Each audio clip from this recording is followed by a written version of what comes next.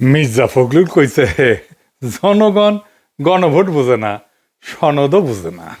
তো বুঝানোর দায়িত্বটা কার? না বুঝলে পলিটিশিয়ানদের। তো আপনি পারেন না কেন বুঝাইতে? আপনি বুঝান নাই কেন? জনগণ গণতন্ত্র কারে বলে বুঝে, বাংলাদেশি জাতীয়তাবাদ কারে বলে বুঝে? উনি জিজ্ঞাসেন কাউরে? সাধারণ জনগণের কথা বাদ দেন, বিএনপির একজন কর্মী সমর্থকরে জিজ্ঞেস করে দেখেন তো কি উত্তর পান। এর মধ্যে দেখলাম জয়নুল আবেদিন ফারুক গণভোটের না ভোট দেওয়ার আহ্বান জানাইছে। দেখেন এই নিরেট বেকুবড়ে আপনি কি বলবেন? হুদাই পলিটিক্স করে, পলিটিক্সের বোঝে না, পলিটিক্স করতে আসছে। এমপি মন্ত্রী মিনিস্টার হয়ে যায়, হুইপ হয়ে যায়। তার দল কি জুলাই সনদের বিরোধী? তার দল তো লাফাইতে লাফাইতে গিয়ে জুলাই সনদে সাইন করে এসেছে। গণভোট তো হবে জুলাই সনদের উপরে, মানে সে যেইটাই সাইন করে এসছে তার উপরে গণভোট হবে। এরা দেখেন দেশ চালানোর খায়েশ করে। আচ্ছা, তর্কের খাতিরে ধরে নিলাম বিএনপি জুলাই সনদের বিরুদ্ধে, তারপরে ধরেন গণভোট হয়েছে এবং জুলাই সনদ বিরোধীরা মানে বিএনপি আর আওয়ামী লীগও তো জুলাই সনদের বিরোধী, তারা না ভোট দিছে, ফলে গণভোটে না জিতে গেছে। তাইলে রক্তে লেখা জুলাই সনদের পরিণতি কি হবে? আমি কই না যে বিএনপি বড়, তাই তার নিজেই নিজে মারে। বিএনপি যখন না ভোটের ক্যাম্পেইন করবে তখন নিজের নিজেই কেমনে মারবে সেটা বুঝে নিতেছে। আসেন আগে একটা বিষয় একটু খোলাসা করে নি। আমার তো শত্রুর অভাব নাই, শত্রুরা বেশিরভাগই মূর্খসোদা। তাই মূর্খসোদারা এসে বলবে জুলাই সনদকে ফালতু কইছে এ পিনাকি কয়দিন আগেই। আজ জুলাই সনদ প্রেমে গদ গদ হইছে। আমি এখনো মনে করি জুলাই সনদ ফালতু। এইটা আমরা বিপ্লবের পরে যে রাষ্ট্র তৈরি করতে চাইছিলাম, অন্তত আমি চাইছিলাম, সেটা করতে পারবে না। কিন্তু একটা দেশের সব রাজনৈতিক দল আলাপ আলোচনা করে এটা পর্যন্ত আগাইছে, সেটা একটা মূল্য আছে না? আমি চিটাগাং যাইতে চাই, গাড়ি চড়িছি, গাড়ি এসে কুমিল্লাত নষ্ট হয়ে গেলো, তা আমি কি যাইতে পারিছি চিটাগাঙে? পারি নাই। গাড়িটা কি ফালতু? ফালতু। কুমিল্লা পর্যন্ত আসছি, সত্য আসছি, এটা কি ফেলাই দিতে দিয়ে ঢাকার দিকে রওনা দিব, নাকি চান্সে থাকবো অন্য গাড়ি চেয়ে চিটাগাঙের দিকে যাবো? চিটাগাঙের দিকে যাবো তো, বোঝা গেছে। জুলাই সনদ হ্যাঁ ভোট পাইলে ভালো, রাজনৈতিক দলের সমঝোতা জনগণ মাইনে নিছে, এটা বোঝা যাবে। আর যদি না ভোট পায় তাইলে জনগণের আকাঙ্ক্ষাকে রাজনৈতিক দল ধারণ করতে পারেনি, এটাই বোঝা যাবে। বিষয়টা একটু জটিল মনে হইতেছে, আমরা একটু গভীরে গিয়ে আলাপ করব। আসেন আল্লাহর নামে শুরু করি। অনেক এখন কইতেছে গণভোটে না জয়ী হইলে আমরা কি 2024-এর 5ই আগস্টের আগে ফিরে যাব? না, যাব না। কেন যাব না সেটা বুঝতে হইলে একটা গভীর দার্শনিক আলাপে প্রবেশ করতে হবে। আবার ডরেন না, চেলচেলায় বুঝা যাবেন। এই বিষয়গুলো বোঝা দরকার আছে সবার। এটা না বুঝলে রাজনৈতিক দলগুলো সবসময় মাথায় কাঁঠাল ভেঙে খাবে আর ধুনফুন বুঝাবে, ওরা নিজেরাই বুঝে না। তো ইতিহাসকে, রাজনীতিকে, ঘটনাকে ব্যাখ্যা করতে শিখবেন, তাইলে মজা লাগবে। এরপরে কখনো পিনাকের ভিডিও যদি নাও আসে তাইলে নিজে নিজে পথ চিনে নিতে পারবেন। এটাতেই বুঝবেন কেন হাসিনা বা আওয়ামী লীগের প্রত্যাবর্তন আর সম্ভব না। এই দার্শনিক আলোচনায় বুঝবেন কেন বাংলাদেশ আর কখনো পাকিস্তান হবে না, এটাও বুঝবেন। কেন বাংলাদেশকে আর কখনো পদানত করতে পারবে না ইন্ডিয়া, এটাও বুঝবেন। আসেন এই আলাপে ঢুকি। 2024 বলেন, 1971 বলেন, বা ফরাসি বিপ্লব বলেন, এগুলো বুঝতে হলে আমাদের একজন ফরাসি দার্শনিক আলাবাদিউরের শরণাপন্ন হইতে হবে, নাইলে আমরা কখনো 2024 বুঝবো না। আর সারাক্ষণ আতঙ্কে থাকবো এই হাসিনা বোধহয় চট করে ঢুকে গেল, আবার ফেসিবাদ ফিরে আসলো নাকি। উনি জন্ম নিয়েছিলেন 1937 সালে, আমার চাইতে 30 বছরের বড়।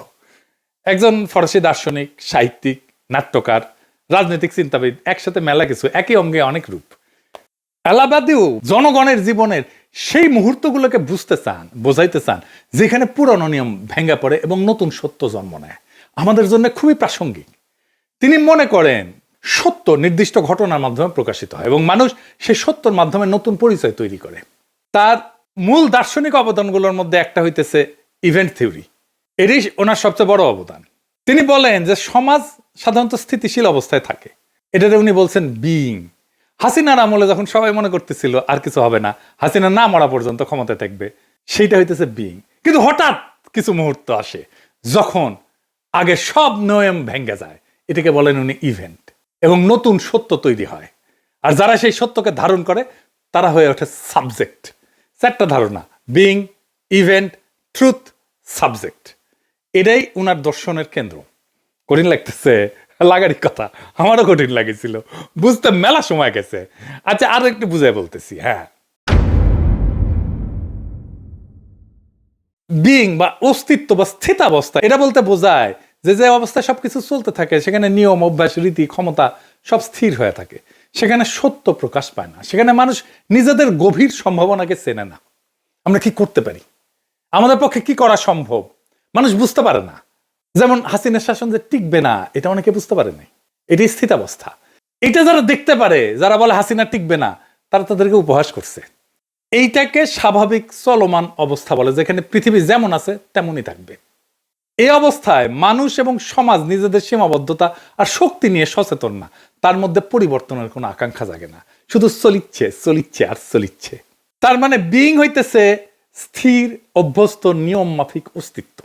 এখন অনেকে কয় না যে পিনাকি দেশটাকে অস্থিতিশীল রাখতে চায়, এরা হইতেছে সেই স্থিতাবস্থার ফুট সোলজার, যারা চায় বাংলাদেশ আগে যেমন ছিল সেরকমই থাকুক। 2 নম্বরে হইতেছে ইভেন্ট বা বিচ্ছেদ মুহূর্ত। ইভেন্ট হইল যেই মুহূর্ত স্বাভাবিক অবস্থার ভিত ফাটায় চুরমার কইরা দেয়। এই বিইং বা স্বাভাবিক অবস্থা, স্থিতাবস্থা, এটার ভিত একেবারে চুরমার কইরা দেয়, ওইটাকে ভেঙে নতুন সম্ভাবনার দ্বার খুলে দেয়, যার আগমনটা আগের নিয়ম দিয়ে ব্যাখ্যা করা যায় না, যা হঠাৎ সত্যের আবির্ভাব ঘটায়। তাই ইভেন্ট আসলে একটা বিচ্ছেদ, এটাকে উনি বলছেন রাপসার, ভেঙে পড়ে, যেখানে পৃথিবী আগের মতো থাকে না, বাংলাদেশও আগের মতো নাই 2024-এর অগাস্ট বিপ্লবের পরে।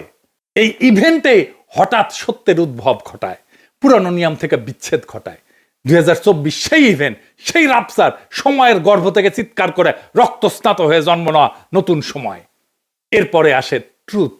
এই ট্রুথ মানে সত্য না, এই ট্রুথ হইল ইভেন্ট থেকে জন্ম নেওয়া এক নতুন সম্ভাবনা, এক নতুন নীতি, এক নতুন দিশা, যা সেই স্থিতাবস্থার পুরনো নিয়মকে চ্যালেঞ্জ করে, যা ধীরে ধীরে বাস্তবতাকে পরিবর্তন করতে পারে। তার মানে ট্রুথ একটা পথ, যা ইভেন্টের ভিতর থেকে উঠে আসে এবং ধীরে ধীরে পৃথিবীকে নতুনভাবে প্রকাশ করে। ট্রুথ হইতেছে ইভেন্ট থেকে জন্ম নেওয়া এক নতুন সম্ভাবনার পথ। এরপরে আসে সাবজেক্ট। সাবজেক্ট হইতেছে সেই ট্রুথ বা সেই সত্যের ধারক, মানুষ, জনতা। বাদিউ বলেন যে মানুষ জন্মগতভাবে সাবজেক্ট না, সাবজেক্ট হয়ে উঠতে হয়। ইভেন্টের সত্যকে গ্রহণ কইরা ট্রুথের প্রতি বিশ্বস্ত থেকে নতুন পথকে রক্ষা এবং এগিয়ে নিয়ে পুরনো বিইং এ ফিরে না যাওয়াটাই হইতেছে সাবজেক্টের কাজ। এই সাবজেক্ট ট্রুথের বাহক, বাংলাদেশের মানুষ এই সাবজেক্ট। এখন তার ভিতরে একটা নতুন চেতনার উন্মেষ হইছে ইভেন্টের ফলে, তার ভেতরে একটা সত্য জায়গা উঠছে, সে জিনিসের সম্ভাবনা জানে, সে এই ইভেন্টের বিপ্লবের সত্যকে ধারণ করে এবং তার ভিতর দিয়ে নতুন বাস্তবতা তৈরি করার চেষ্টা করে।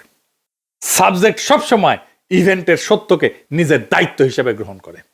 4টা ধারণা সম্পর্কে আবারও এডিটর সাহেব পাশে লিখে দেন। অস্তিত্ব বা বিইং, যে অবস্থায় আমরা চুপচাপ চলি। 2 নাম্বার ইভেন্ট, যা সেই অবস্থায় ফাটল ধরায়, রাপচার ঘটায়, ভেঙ্গে ফেলে, যা বিপ্লব 2024-এর। ট্রুথ, যে নতুন দিশা সেই রাপচার থেকে, ইভেন্ট থেকে জন্মায়। সাবজেক্ট, যে মানুষ সেই নতুন দিশাকে ধারণ করে এগায় যায়। এক বাক্যে যদি বুঝায় বলি, অস্তিত্বের নীরব স্থবিরতার মধ্যে হঠাৎ ঘটে যাওয়া বিপ্লব থেকে যে নতুন সত্য জন্ম নেয় এবং যে জনগোষ্ঠী সেই সত্যের প্রতি বিশ্বস্ত থাকে, সেই পরিণত হয় সাবজেক্টে। তাহলে জুলাই সনদের নৈতিক ভিত্তি কি, ইভেন্ট নাকি ভোট? বাংলাদেশ একটা নতুন কালপর্বে প্রবেশ করছে, সেখানে জুলাই সনদ উত্থিত হয়েছে বিপ্লব থেকে, ইভেন্ট থেকে। তাই জুলাই সনদ গণভোটে হাইরা গেলেও তার বৈধতা হারায় না। জুলাই সনদ হইতেছে জনগণের উত্থানে জন্ম নেওয়া নতুন ভিত্তিনীতি। এটা ভোটে জেতা দিয়ে তৈরি হয় না। এই ভিত্তিনীতি তৈরি হয় ঐতিহাসিক ঘটনাবলী, উত্থান, জনক্ষমতা, সামাজিক রূপান্তর এবং সম্মিলিত দাবির ভিত্তিতে। বিএনপি বলে না সংসদে যে সবকিছু ঠিক করব, ভোটে সবকিছু ঠিক হবে না। ভিত্তিনীতি তৈরি হয় বিপ্লবে, অভ্যুত্থানে, জনগণের আকাঙ্ক্ষায়, গণ আকাঙ্ক্ষায়, ভোটে না। জুলাই সনদ ঐতিহাসিকভাবে জন্ম নেওয়া নতুন ভিত্তি চুক্তি। ভোট তার বৈধতা বাড়াইতে পারে বা কমাইতে পারে, কিন্তু বাতিল করতে পারে না। জুলাই সনদ কোনো দলীয় প্রতিশ্রুতি না যে ভোটে হারলে বাতিল হয়ে যাবে। এটা হইল বর্ষা বিপ্লবের রাজনৈতিক ফল, জনসম্মতির উপরে লেখা দলিল, 25টা রাজনৈতিক শক্তির সই করা কাঠামো, ইতিহাসে জন্ম নেওয়া নতুন ভিত্তি। এইটা এক্সট্রা কনস্টিটিউশনাল সত্য মুহূর্ত। এইগুলোর কারণে জুলাই সনদ একটা ভিত্তিনীতি অস্থায়ী হইতে পারে, এটা গণভোটে স্থায়ী হবে। আর যদি গণভোটে না ভোট পায়, তারপরেও একটা নতুন সত্য উত্থিত হবে, সেটা আমরা আসব। এইবার আসেন আর একটা বিষয় দিয়ে আর একটু এটা বুঝে দেখি। আরেকজন দার্শনিকের আলোচনা একটু বুঝে দেখবো। এখন কইবে আমার ক্ষুদ্র ভাতার বগিনা আজকে দর্শন দিয়ে একেবারে ভাগাভাগি করে ফেলছে, মাথার উপর দিয়ে যাইতেছে না, মাথার উপর দিয়ে। আমি জানি অনেকেই বুঝতেছেন। আসেন আর একটা বিষয় বুঝে দেখি, সেটা বৈধতা, জনবৈধতা। ভোট নিয়ে চিল্লাইতেছে না বিএনপি, এইটার বিরুদ্ধে তো তত্ত্ব দাঁড় করাইতে হবে, দার্শনিক বোঝাপড়া পরিষ্কার করতে হবে। আসেন সেটা বুঝে দেখি। কার্ল স্মিথ বলে একজন জার্মান দার্শনিক ছিলেন। ওনার সবচেয়ে বিখ্যাত ধারণা বা বিখ্যাত উক্তি হইতেছে, sovereign is he who decide the exception. ইংরেজি যেহেতু কইছে ঠিকই কইছে, তাই না? মানে যে ক্ষমতা সংকট পরিস্থিতিতে, মানে এক্সেপশন বলতে উনি সংকট পরিস্থিতি বলছে, তাই বলতেছেন উনি যে ক্ষমতা সংকট পরিস্থিতিতে চূড়ান্ত সিদ্ধান্ত নেয় সেটাই প্রকৃত সার্বভৌম ক্ষমতা। আর একটু বুঝে দেখি, খুব চমৎকার একটা বিষয়। কিন্তু সংবিধান ভেতরে নিয়ম সাধারণ সময় চলে, কিন্তু সংকট এলে সংবিধান কাজ করে না, নিয়ম কাজ করে না, সিদ্ধান্তই রাজনীতিকে নির্ধারণ করে। সেই সংকটময় মুহূর্তে নেওয়া সিদ্ধান্তই সংবিধানের গভীর দুর্বলতা এবং সীমা উন্মোচিত করে। এটাই স্মিথের ডিসিশনিজম বা সিদ্ধান্তমূলক তত্ত্ব। তাই যদি না ভোট পড়ে, তাইলে স্মিথের সেই ডিসিশনের মতোই সংবিধানের ভেতরে থাকা লুকানো দুর্বলতা, সীমা, দ্বন্দ্ব প্রকাশ করে দেবে। এটাকে বলা যেতে পারে সংবিধান যে ভুয়া সেটা উন্মোচন করে দেবে। এই সংবিধানের ভুয়াত্ব সাধারণ সময় ঢাকা থাকে, না জিতলে সংবিধানের সেই অমীমাংসিত বিরোধগুলো উপরে উঠে আসবে, তার ভুয়াত্বগুলো উন্মোচিত হয়ে যাবে। কোন দ্বন্দ্বটা সামনে আসবে? জনগণ বনাম দলীয় এলিট, কনস্টিটিউয়েন্ট পাওয়ার বনাম কনস্টিটিউয়েট পাওয়ার, মানে জনসার্বভৌমত্ব বনাম দলীয় আধিপত্য, অতীতের সেন্ট্রালাইজ রাষ্ট্র বনাম জুলাই উত্থানের দাবি করা নতুন কাঠামো, সংবিধানের পুরনো ভাষা বনাম রাজনৈতিক বাস্তবতা। সংবিধান সাধারণ সময়কে নিজেকে সম্পূর্ণ দেখাইলেও স্মিথের মতে সংকটে তার আসল দুর্বলতা প্রকাশ পায়। আমাদের প্রিয় সলিমুল্লাহ খানের প্রিয় দার্শনিক আছে লাকা, উনি একটা কথা বলেন, জুইসাস বাংলায় সরাসরি মানে হইতেছে স্বাধীন, তীব্র, অপ্রতিরোধ আকাঙ্ক্ষা, নিজের অস্তিত্বের পরিপূর্ণতা, নিষিদ্ধ বা দমন করা আনন্দ, ইচ্ছার মুক্তি, অতি নিয়ন্ত্রণের বিরুদ্ধে স্বাধীনতার বিস্ফোরণ। রাজনীতিতে জুইসাস বলতে বোঝানো হয় জনগণের নিজস্ব তীব্র ইচ্ছাশক্তি, দমন করা রাজনৈতিক আকাঙ্ক্ষার প্রকাশ, স্বাধীনতার অনুভূতি, রাষ্ট্রশক্তির উপরে নিজেদের নিজস্ব ক্ষমতার দাবি, যা কোনো দল, সংসদ, নিয়ম দিয়ে পুরোপুরি নিয়ন্ত্রণ করা যায় না। না ভোটের যদি জয় হয়, তাহলে জনগণের সেই তীব্র ইচ্ছাশক্তির জয় হবে, জুইসাসের জয় হবে। জনগণ না ভোট দেওয়ার অর্থ হচ্ছে আমি তোমার ঐক্যমত কমিশনে বসে লেখা সংস্কার কমিশন দিনা, অর্থাৎ জনগণ নিজেরাই সিদ্ধান্তের উৎস। জনগণের আকাঙ্ক্ষা আর দলীয় বোঝাপড়া এটা পৃথক। জনগণ সংবিধানের উপরে কনস্টিটিউয়েন্ট পাওয়ার হিসেবে, সার্বভৌম ক্ষমতা হিসেবে আত্মপ্রকাশ করবে না ভোটের মাধ্যমে। তাইলে হ্যাঁ ভোট দিলে জুলাই সনদ জনগণের ভোটে বৈধ হবে, না ভোট দিলে জনগণের ভোটে সংবিধানের সীমা উন্মোচিত হবে। সংবিধানের সীমা বিষয়টা আর একটু বুঝেনি, তাছাড়া বিষয়টা খুব স্পষ্টভাবে বোঝা যাইতেছে না।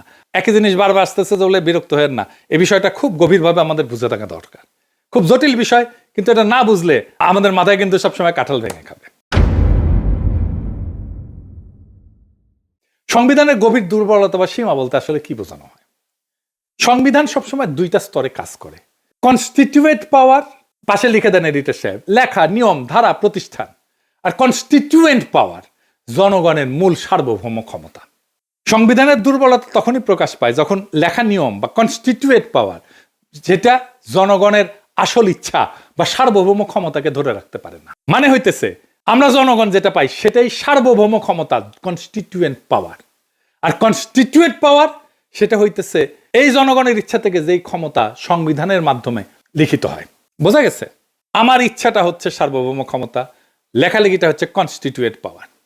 তার মানে সংবিধান যখন আমার জনগণের সার্বভৌম ইচ্ছাকে ধারণ করতে পারে না, ওখানে যেটা লেখা আছে আর জনগণের যেটা সার্বভৌম ইচ্ছা, সেই দুটো এক না, তখনই এই ফাটল তৈরি হয়। এটি সীমা। সংবিধান অনেক সময় রাজনৈতিক বাস্তবতা ধরে রাখতে ব্যর্থ হয়। কখন? যখন রাষ্ট্রযন্ত্র বদলায়, জনগণের রাজনৈতিক আকাঙ্ক্ষা বদলায়, আন্দোলন বা বিপ্লব হয়, পুরনো দল, পুরনো রাষ্ট্র কাঠামো যখন ভেঙে পড়ে, নতুন বৈধতা চায় যখন জনগণ, তখন সংবিধানে পুরনো লেখা সেই নতুন বাস্তবতাকে ধারণ করতে পারে না। এই অক্ষমতা একটা গভীর দুর্বলতা সংবিধানের। সংবিধান কেবল নিয়ম বলে, কিন্তু সংকটে কাজ করার ভাষা থাকে না তার। স্মিথের ভাষায় নিয়ম শুধু স্বাভাবিক সময়ের জন্য, সংকটে সে অক্ষম। নিয়ম স্বাভাবিক সময়ের জন্য, সংকটে সে অক্ষম। সংবিধান স্বাভাবিক সময়ের জন্য, সংকটে সংবিধান না, জনগণের সার্বভৌম ইচ্ছা। তখন সিদ্ধান্ত রাজনীতির আসল চেহারা দেখায়। যখন নির্বাচন ভেঙে পড়ে, রাষ্ট্র ব্যর্থ হয়, শাসক পালায়, হাসিনা যেমন পালাইছে, জনগণ রাস্তায় নেমে আসে, সংবিধান বলে না কি করতে হবে। এটাই ফল্ট লাইন, এটাই সংবিধানের সীমা। সংবিধান দাঁড়ায় থাকে দলীয় ভারসাম্যের উপরে, জনগণের উপরে না। বেশিরভাগ দেশের মতো বাংলাদেশেও সংবিধান রচিত হয় দলীয় সমঝোতায়। শাসক দলই ব্যাখ্যা করে, আদালত রাজনৈতিক চাপের বাইরে না। ফলে সংকট আসলে দলীয় স্বার্থে আগে আসে, জনগণ সার্বভৌমত্ব আগে আসে না। এটাই সংবিধানের সীমা। সংবিধান নিজেকে পরিবর্তন করার ক্ষমতা নিজেই আটকায় দেয়। সংবিধানের সবচেয়ে বড় দুর্বলতা হলো নিজেকে পরিবর্তন করতে একই রাজনৈতিক শক্তির অনুমতি লাগে। যদি সংসদ দখলে থাকে, দলগুলো ক্ষমতা নির্ভর হয়, তাহলে সংবিধান বদলানো যায় না। রাষ্ট্র ভেঙে পড়লেও বদলানো যায় না। তাই আমরা পারতেছি না এখন সংবিধান বদলাইতে, কারণ সংবিধানই বলে যে সংখ্যাগরিষ্ঠতার মতামত লাগবে সংবিধান বদলাইতে। এটি স্ট্রাকচারাল উইকনেস। সংবিধান জনগণের সার্বভৌমত্বকে ইনস্টিটিউশনালাইজ করতে পারে না। সংবিধান ধরে নেয় যে জনগণ 5 বছরে একবার ভোট দেবে, বাকি সময় রাষ্ট্রই জনগণের প্রতিনিধি। জনগণ পরোক্ষভাবে সার্বভৌম, কিন্তু জুলাই উত্থানের মতো পরিস্থিতিতে জনগণ সরাসরি ক্ষমতা প্রয়োগ করছে। দলীয় কাঠামো ভেঙে গেছে, বিদ্যমান নিয়ম আর যথেষ্ট থাকে না। সংবিধান এই সরাসরি সার্বভৌমত্বকে ধারণ করতে পারে না। এটাই সংবিধানের ডিপ লিমিট, সব দেশের, শুধু আমাদের দেশের না। সেজন্য আমরা সংবিধানের বদল চাইছিলাম, নতুন সংবিধান চাইছিলাম। সংবিধান রাষ্ট্রযন্ত্রের শক্তির সামনে দুর্বল। সংবিধানে লেখা থাকে নাগরিক অধিকার, আইনের শাসন, স্বাধীন নির্বাচন। হয়েছে? সংবিধান তো ছিল, হাসিনার আমলে হয়েছে? হয় নাই। বাস্তবে সেনাবাহিনী, ব্যুরোক্রেসি, গোয়েন্দা সংস্থা, পুলিশ, আদালত, দলীয় আধিপত্য, এগুলো লিখিত সংবিধানের উপরে উঠে যায়। সংবিধান তখন একটা কাগজ হয়ে যায়, রাষ্ট্রযন্ত্রের সামনে দুর্বল। সংবিধান তো আমাদের অধিকারকে রক্ষা করতে পারেনি, সংবিধান তো ফ্যাসিবাদকে আটকাইতে পারেনি। তাই বর্ষা বিপ্লবের মধ্যে দিয়ে নতুন যে গণচুক্তি হয়েছে, সেটা স্বীকৃতি দিতে পারে না।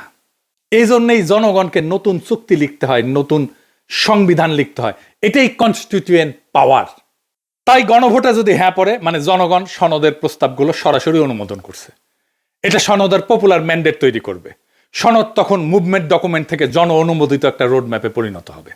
দলগুলোর উপরে সনদ বাস্তবায়নের নৈতিক রাজনৈতিক বাধ্যবাধকতা তৈরি হবে। সনদ তখন ভবিষ্যৎ সংবিধান সংশোধনের একটা ঐক্যমতের একটা ভিত্তি হয়ে দাঁড়াবে। এডিটর সাহেব লিখে দেন, হ্যাঁ ভোট সনদকে বৈধ এবং জনপ্রতিনিধিত্বমূলক দলিল হিসাবে গ্রহণ করবে। আর না হইলে জনগণের কনস্টিটিউয়েন্ট পাওয়ার প্রকাশ হবে, যেটা সবচেয়ে গুরুত্বপূর্ণ। না জেতা মানে সনদ বাতিল না। জনগণ বলছে আমি সার্বভৌম, আমি ঠিক করব। আমরা কাগজ তৈরি করিনি, আমরা চাই নিজেরাই ভবিষ্যতের নিয়ম নির্ধারণ করতে। জনগণ বলছে দলীয় প্যাকেজ না, আমরা নিজেরাই সংবিধানের ভিত্তি চুক্তি লিখব। এটাই হইল কনস্টিটিউয়েন্ট পাওয়ারের ঘোষণা, যেই ক্ষমতা দিয়া নতুন সংবিধান লেখা হয়। না মানে জনগণ বিদ্যমান সনদকে ছাড়াই যায় নিজেদের হাতে সংবিধান রচনার কাজ হাতে নিতে চায়। তাই হ্যাঁ হোক বা না হোক, কোনো ফলই এই জাতিকে হাসিনার ফ্যাসিবাদের পুরনো অন্ধকারে ফেরত নিয়ে যাবে না। কারণ এই গণভোট দলীয় স্বার্থের খেলা না, এটা জনগণের সার্বভৌম ক্ষমতার ঘোষণা। হ্যাঁ জিতলে সনদ পাবে বৈধতা, আর না জিতলে বোঝা যাবে বাংলার মানুষ দলীয় স্ক্রিপ্ট মানে না। তারা নিজেরাই নিজেদের ভবিষ্যৎ এবং সংবিধান লেখার দায়িত্ব নিতে চায়। গণভোটের ফল যাই হোক, এটা একটাই সত্য প্রকাশ করে, রাষ্ট্র আর দলের না, জনগণের। এটাই বর্ষা বিপ্লবের বিজয়, এটাই ছাত্র জনতার বিপ্লবের বিজয়, এটাই 2024-এর বিপ্লবের বিজয়। ইনকিলাব জিন্দাবাদ।